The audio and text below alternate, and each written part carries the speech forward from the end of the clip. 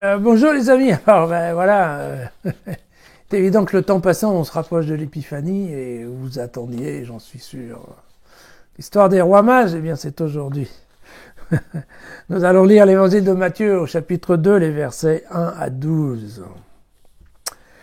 Jésus étant né à Bethléem de Judée au temps du roi Hérode, voici que des mages, venus d'Orient, arrivèrent à Jérusalem et demandèrent « Où est le roi des Juifs qui vient de naître ?» Nous avons vu son astre à l'Orient et nous sommes venus lui rendre hommage. À cette nouvelle, le roi Hérode fut troublé et tout Jérusalem avec lui. Il assembla tous les grands prêtres et les scribes du peuple. Il s'enquit auprès d'eux du lieu où le Messie devait naître. À Bethléem, en Judée, lui dirent-ils. Car c'est ce qui est écrit par le prophète, et toi, Bethléem, terre de Juda, tu n'es certes pas le plus petit des chefs-lieux de Juda, car c'est de toi que sortira le chef qui fera paître Israël, mon peuple.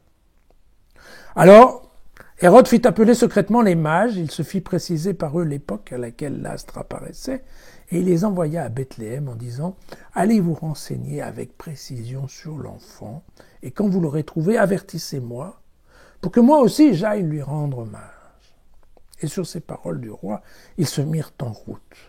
Et voici que l'astre, qu'ils avaient vu à l'Orient, avançait devant eux, jusqu'à ce qu'il vînt s'arrêter au sommet, au-dessus de l'endroit où était l'enfant.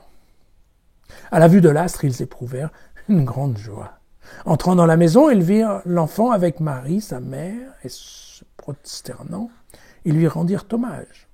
Ouvrant leur coffret, ils lui offrirent en présent de l'or, de l'encens, de la myrrhe. Puis, divinement avertis en songe de ne pas retourner après Hérode, ils se retirèrent dans leur pays par un autre chemin. Voilà pour ce qui est de la belle histoire. Alors, évidemment, je pense qu'il faut quand même voir quelques petits rappels des textes de l'Ancien Testament. Entre autres, donc Michée au chapitre 5.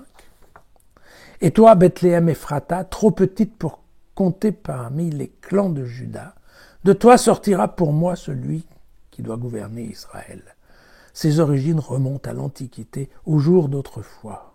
Donc voilà, concernant la place de Bethléem dans la succession davidique, n'est-ce pas? Et puis, dans le deuxième livre de Samuel au chapitre 5, il y a longtemps déjà, quand Saül était notre roi, c'est toi qui faisais sortir et rentrer Israël. Or, le Seigneur t'a dit, c'est toi qui feras paître Israël, mon peuple, et c'est toi qui seras le chef d'Israël.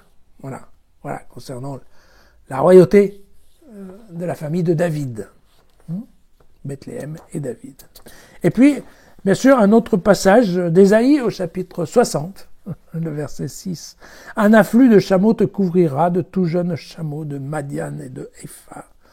Tous les gens de Saba viendront, ils apporteront de l'or et de l'encens et se feront les messagers des louanges du Seigneur. Voilà. En fait, il aurait aussi fallu ajouter un texte de Pline, et probablement repris par Suétone, qui rapporte la venue de mages qui sont venus de Perse pour honorer Néron, donc en 66, juste un peu avant l'écriture de l'évangile par Matthieu, et ils seraient venus visiter Néron sur la base, en fait, sur l'indication des astres. Voilà. Et eux aussi vont repartir par un autre chemin. Donc, tout ça pour dire que Matthieu s'est quand même un peu inspiré de l'histoire qui circulait à l'époque, et pas que des histoires de l'Ancien Testament. Alors, on remarquera quand même qu'ici, dans cet évangile, il n'est absolument pas dit que les mages étaient rois. Non, les mages sont des astrologues, probablement, et des astrologues qui viennent de l'Occident, donc peut-être de la Perse, oui, ça c'est possible, il y en avait pas mal à l'époque. L'histoire de la royauté, ça n'apparaîtra qu'au VIe siècle, et ça apparaîtra typiquement dans des textes arméniens, dans lesquels d'ailleurs on va les nommer à l'époque. On aura Melchior qui viendra de Perse, Balthazar qui viendra de l'Inde et Gaspard qui sera l'arabe. Voilà. Origène, au IIIe siècle, va dire que l'or est pour la royauté du Christ, que l'encens est pour sa divinité et que la myrrhe est pour l'embaumement de son corps crucifié. Mais on comprendra qu'en effet, donc, dans cette description de la crèche et de la visite des mages, il y a pour beaucoup, en effet, la piété populaire à laquelle notre pape François va rendre visite le 8 décembre en Corse. Voilà.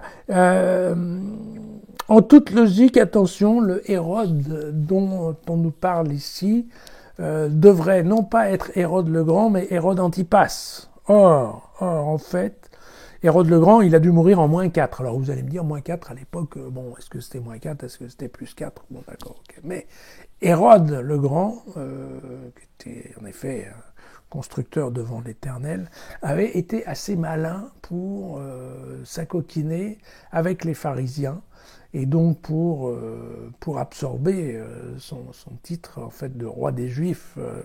Il s'était bien débrouillé avec l'organisation juive. Voilà.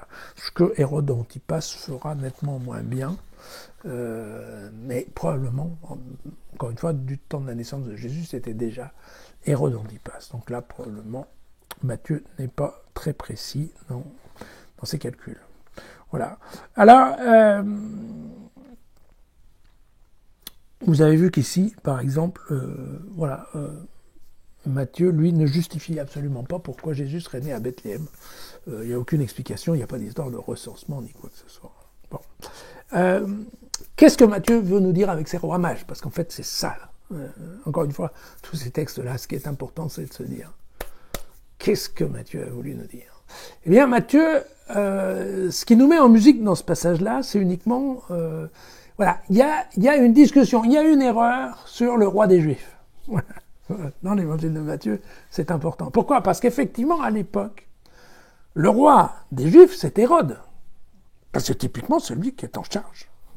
Alors, certes, après, ça a été discuté, donc pas tout à fait avec le titre de roi, parce que l'empereur Auguste va lui avoir refusé, et que donc, en effet, il sera plutôt...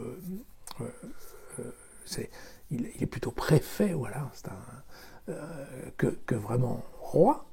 Mais de toute façon, si on veut bien, le roi officiel, politique, de ce pays où habitent les Juifs, c'est Hérode. Et Hérode, vous voyez qu'ici, dans ce passage, c'est ça ce qui est amusant, c'est que les mages arrivent en lui disant « Je cherche le roi des Juifs qui vient naître », et c'est Hérode lui-même qui leur indique Bethléem. Ce qui a quand même un certain goût d'humour, non? Parce que il aurait probablement préféré qu'on vienne le voir lui. Et donc, voilà, il y a cette discussion sur le roi des Juifs qui, vous savez, bien entendu, que ça fait partie de toute la discussion. On reprochera à Jésus cette appellation de roi des Juifs. Bien sûr, on s'en servira au moment de coller la petite étiquette au-dessus de la croix. Donc vous voyez que, en fait, ce que nous dit Matthieu en nous racontant ce passage imaginaire, encore une fois, de la naissance de Jésus, c'est que cette question du roi des Juifs, dès le départ, elle s'est posée. Dès le départ. C'est pas quelque chose qui est apparu comme ça au milieu. Non. Dès le départ, ce Jésus extraordinaire avait cette idée qu'en fait, dans la réalité, c'est bien lui le roi des Juifs. Et non pas ce Hérode. D'accord? Et donc, c'est important de bien comprendre que pour Matthieu, et on le verra plusieurs fois, pour Matthieu, la naissance de Jésus est aussi, on ne va pas dire avant tout, mais est aussi un phénomène politique, au sens propre du terme. C'est-à-dire que la venue de Jésus doit perturber, doit changer l'ensemble de l'existence humaine, y compris dans ses aspects politiques, moraux, religieux, mais politiques aussi.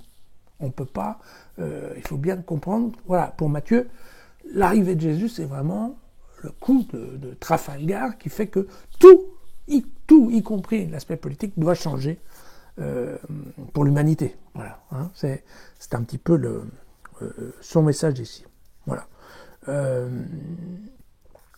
Et quelque part, c'est vrai, on le verra alors assez bien chez Matthieu, mais dans d'autres, qu'en effet, moi, la naissance de ce petit bonhomme à Bethléem va effectivement faire trembler à la fois le pouvoir religieux et le pouvoir civil. Et donc, voilà, c'est ce qu'on va voir dans la suite de l'histoire.